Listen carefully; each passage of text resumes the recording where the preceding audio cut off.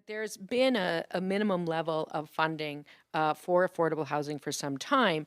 Uh, Often, what we're seeing now is the minister just re-announcing things that's always been there. He has in the past suggested that this government would invest 3 or 4 times that amount over the next, at this point, I believe, 9 years. Yet, if you look in the budget out for the out years, they're nowhere close to meeting the pace of funding that the minister claims that they are going to contribute.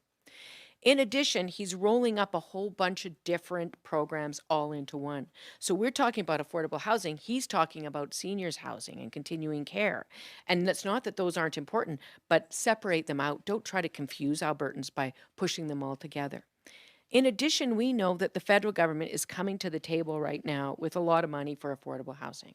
And the provincial government is steadfastly refusing to work with them in concert with municipalities to grow the amount of affordable housing across the province.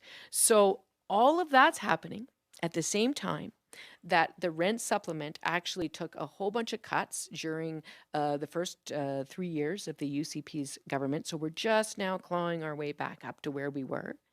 And they've also kicked a whole bunch, thousands and thousands of people on income support. They've terminated their rent subsidy program, which is a whole different thing. So, taken together, this is an approach to housing by this provincial government, which is letting Albertans down at a time when our housing costs are exploding in a way that we haven't seen since about 2007, 2008.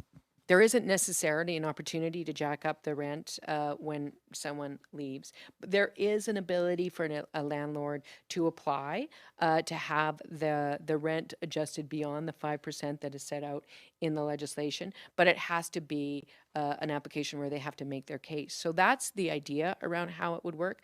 I mean, our market is very, very different than the market on the Lower Mainland because, of course, the Lower Mainland ran out of room to build about 30 years ago or something like that. It's very constrained.